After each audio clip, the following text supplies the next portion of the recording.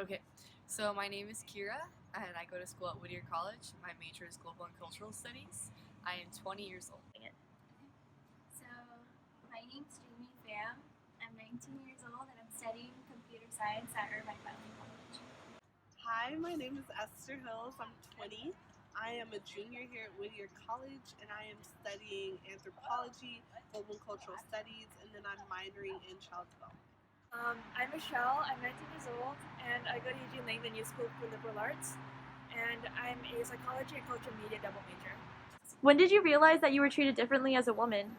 So, when I first realized that I was being treated differently because I was a girl was when I was really young, and my mom used to make me do a lot of chores, like housekeeping chores, like cleaning up the dishes, like learning how to cook and stuff like that, when she would never tell my brothers to do that. And when I asked her, because obviously I was a child, I thought it was unfair that I was doing this work and my brothers weren't doing any work, but she told me that I had to do it and they didn't have to learn how to do all these chores just because I was the only girl in the family, and she said, in our family, the girls are supposed to be like the housekeepers and stuff like that, and you're supposed to just keep everything tidy so that everyone's happy, which didn't really make sense to me, but as a child there's nothing I could do.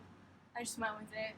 It's kind of hard to remember the earliest memory of when I was treated differently, but I was definitely earliest memory probably was in elementary school. I was playing Foursquare and I won the Foursquare championship in the third grade. And it was just in that moment I won, and the boys were like, "No, you didn't win. No, you didn't win." And it's like, well, yeah, I did. So that's when it's just the boys on the playground.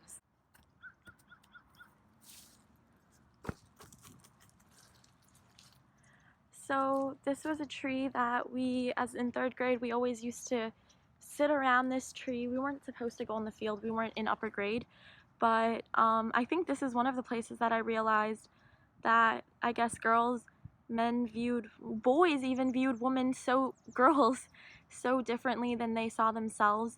There was this girl named Sarah, and this guy, Jacob, he loved her, or he said he loved her. He said he was in love with her. And he would always just sort of come, and she would wear skirts a lot, and he would always try to peek under her skirts, and she would get really upset and self-conscious, and she didn't like it, and she would tell him over and over again. She even would tell some of the teachers' aides and stuff, they'd be over there somewhere, that she didn't like it, and by fourth grade she didn't wear skirts anymore. So do you think that as a woman you're ever treated differently than a man would be? As a woman, I feel like I am treated differently. It definitely depends on the situation. I worked at a golf course over the summer, and in many of the interactions I had, just being around that kind of culture, it was mainly a majority working with a lot of males in the golf culture, and I was treated differently. I was tipped more as a woman compared to my male counterparts, and I feel like they saw my body as more of an object than more of being an actual human being. I just think that generally how men view women, not just me, obviously, just women, I feel like there is that hypersexuality or hypersexualization that happens, and a lot of the time also I feel like a lot of traits that women have are viewed negatively, and I feel like there's always been this sort of pressure, and I think it is in a sense of internalized misogyny on my part, but I also feel like there's this whole pressure to not give into the stereotype of whatever men or even other women expect you to be, and being too quiet or too not assertive or whatever it is. Okay, so we would always go all the way over to that edge of the field, and I don't know how men view me now, but I knew how they viewed us then. A lot of times men would come and they would look at us, and we were literally 8 years old. That's one of my most vivid memories. I never went back there again.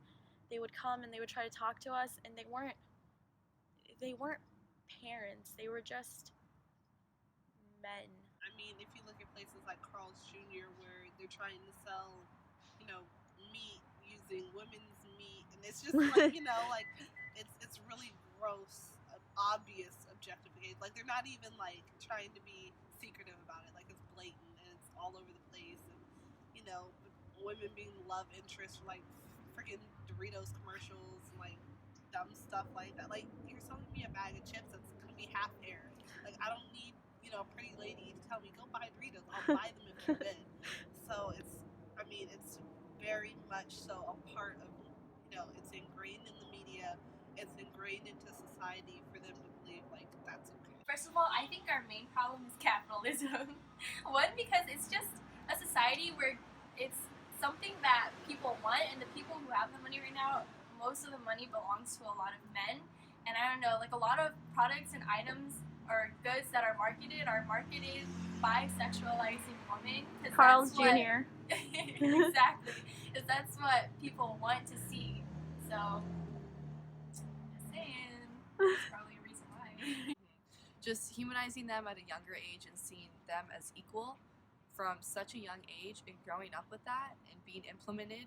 Because even in school, you see girls being treated differently than boys in elementary schools, all throughout high school. I feel like sometimes you see it, and it's just starting being repetitive and putting everyone on an equal stage, an equal level, equalizing. Just, I feel like starting from there, and education too. So just educating them and implementing, no, everyone is equal, we're all humans. I feel that we've all kind of have to band together and say this isn't okay. And a lot of us are saying that, but it needs to, you know, go further. It needs to turn into campaigns and movements, or otherwise the media, the corporations, they're not going to listen to us because sex sells and women's body sells.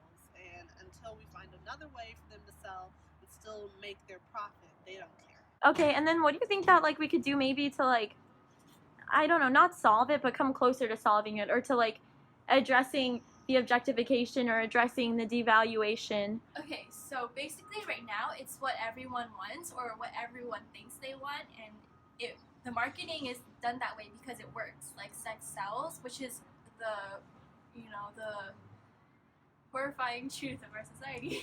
But I think how we could change that is basically tone that down a little bit. Not a little bit, a lot of it. Did you like how I added a lot of it? Yeah. Is tone that down. Basically try to market things in a new way where it's not so demeaning and not so, you know, dehumanizing the people. Like we have feelings too. It's not just like you that like everyone is trying to please. So Overthrow a system that profits off of the dehumanization of women, that profits off of the sexualization, that profits off of trafficking women. Like there's so much that's wrong, and we need to get rid of that system and just rip it apart and just revolution.